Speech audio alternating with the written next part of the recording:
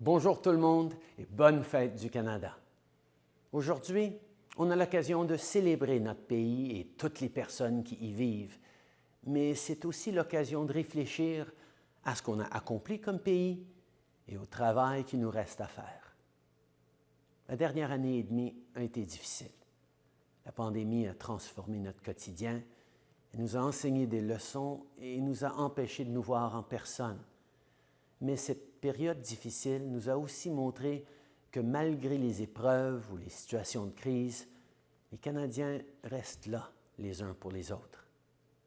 On a tous aidé nos communautés à rester en santé et en sécurité. On a fêté tellement d'anniversaires et d'événements importants sur Zoom. On a collé des affiches à la fenêtre et fait du bruit avec nos casseroles pour soutenir les travailleurs de la santé. On a commandé des mets à emporter et acheté local pour soutenir nos petites entreprises. Nos enfants n'ont pas pu avoir leur bal de finissant ou aller dormir chez leurs amis.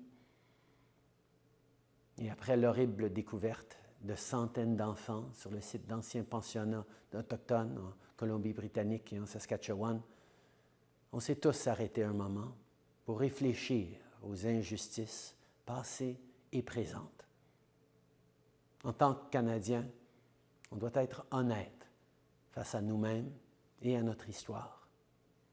Parce que pour tracer une voie à suivre à la fois nouvelle et meilleure, on doit reconnaître les terribles erreurs de notre passé.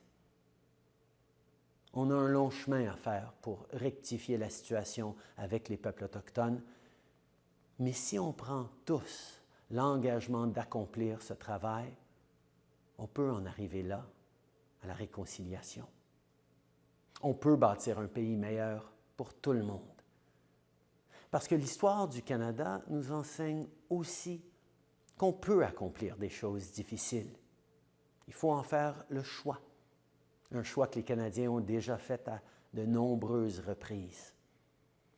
Et maintenant, alors qu'on essaie d'en finir avec la COVID-19 et de rebâtir en mieux, je sais que les valeurs que les Canadiens ont mises en pratique durant cette dernière année, l'espoir, le travail acharné, la générosité, l'empathie et le respect, vont nous permettre d'aller de l'avant.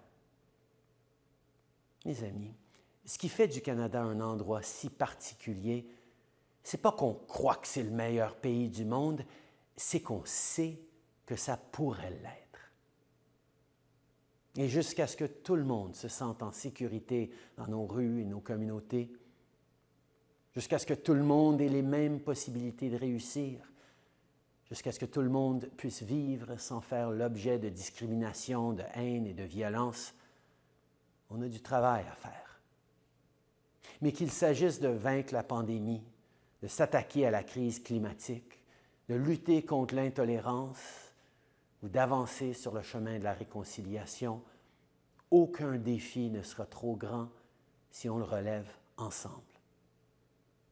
Parce que les progrès qu'on a accomplis comme pays ne sont pas le fruit du hasard et ne poursuivront pas sans effort. Alors aujourd'hui, pendant qu'on célèbre ce merveilleux endroit où l'on vit et les gens avec qui on le partage, réaffirmons notre engagement à faire le travail difficile ensemble. Et demain, attaquons-nous à nos défis de front. Ainsi, on va pouvoir bâtir un avenir meilleur pour tous. Bonne fête du Canada, tout le monde.